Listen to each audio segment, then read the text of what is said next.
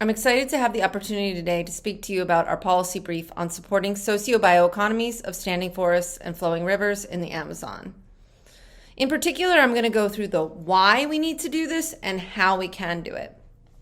As you probably already know, the Amazon basin is one of the most culturally and biologically diverse places on the planet. Yet it continues to experience massive ecological damage. As of today, we've already cleared 18% of the original forests, and we've impacted 20% of the waterways through dams and pollution. All of these are bringing us closer to irreversible impacts on the local climate and continuing to harm the well-being of people that live in the Amazon. Now, historically, the rationale for this ecological damage was that it was necessary to promote economic development. In particular, the governments of the past were encouraging cattle ranching in the region and commodity agriculture.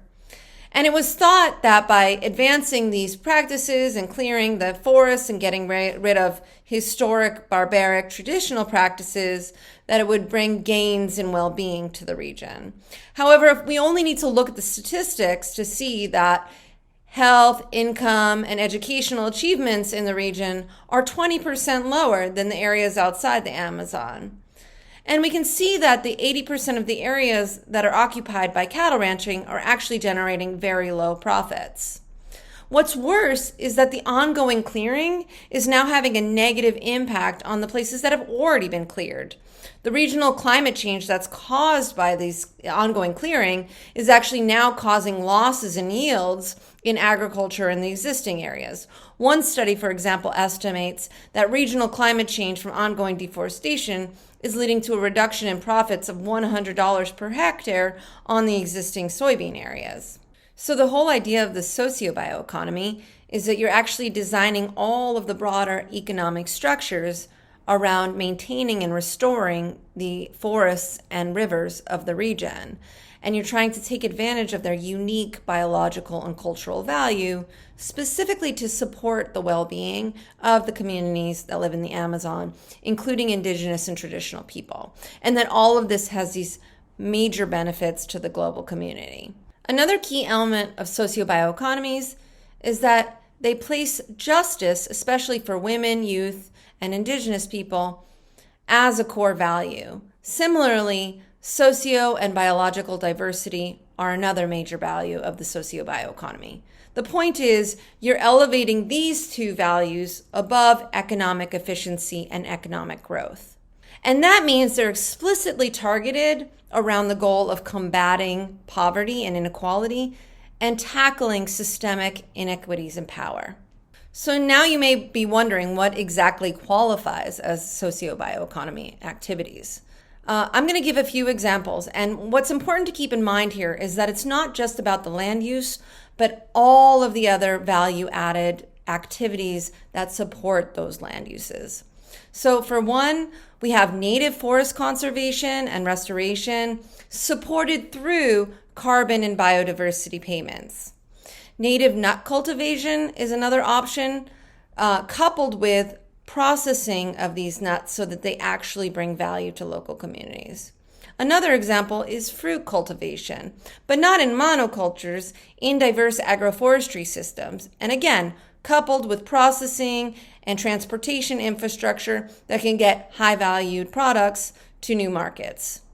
Another one is harvesting plants and oils, especially for cosmetics, and making sure that those cosmetics contracts come with fair trade aspects that bring fair prices to the communities that are harvesting the plant ingredients. Another one is sustainable community-based management of fisheries, and then finally, community-based ecotourism. It's important to note that socio-bioeconomy activities are not a new thing. The underlying land use practices have been around for thousands of years, practiced by indigenous people. And even in their modern form, studies have mapped out these socio-bioeconomy practices and have found over 200 of these activities throughout the Amazon basin in over 90 plus municipalities. What's new is thinking about this as a top-down sort of economic strategy for the Amazon basin, to try to think of this as a coherent policy mix that can scale up and create synergies between the existing activities, bring them to new communities, and support them. It's estimated that these existing socio-bioeconomy activities already generate $1.4 billion US per year. And one study estimates that they could generate $8.2 billion US per year by 2050. Now let's compare that to cattle ranching, which I've already said occupies 80% of the already cleared areas. Cattle ranching on all of that area, not compatible with the standing forest and flowing rivers, generates only $1.8 billion per year. So at the Science Panel for the Amazon, we got together and tried to come up with 5 major policy recommendations that could help support these socio-bioeconomies. The first one is to continue with the efforts to halt deforestation and degradation by strengthening the existing deforestation restrictions, monitoring programs, and enforcement of these policies. This is, of course, critical to stop further harms to the socio-bioeconomy and the indigenous and traditional people that support these socio-bioeconomies.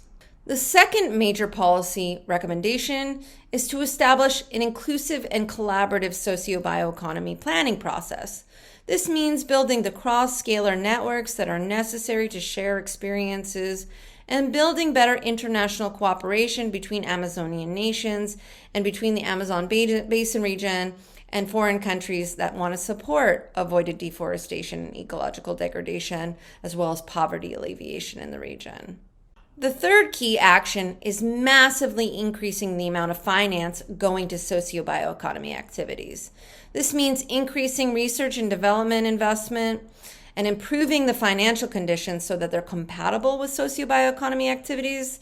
This might mean extending the amount of time period you have to pay back a loan, or adding in insurance for these higher upfront costs that you might have to pay to establish something new. It also means investing in the critical infrastructure that's needed to really generate high-value products. So the transportation infrastructure, electrification, the marketing pathways, the right value chains, especially to connect emerging markets to rural areas. But finally, a key component of the whole finance picture means taking finance away from harmful activities like cattle ranching and soybean farming and redirecting them into more sustainable ones. A fourth pillar of our policy recommendations is to enhance circular economy connections. This means, on the one hand, improving rural-urban linkages to create direct supply chains from rural areas to the growing urban population, which will also support the well-being and nutrition of the urban communities, especially focusing on, for example, schools.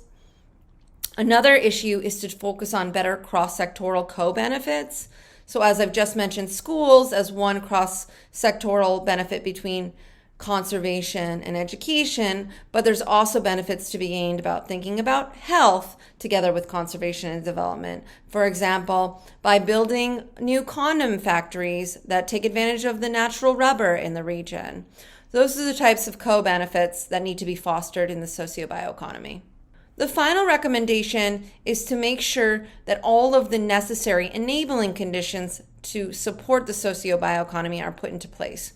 Here we're really talking about all the major issues with land tenure and land rights.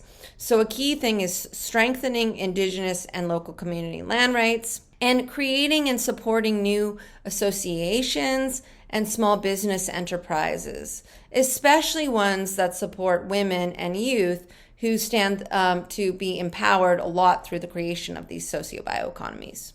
In this way, we can bring sustained benefits that support the ongoing well-being of the Amazon basin for the people that live there, as well as helping to protect the global climate.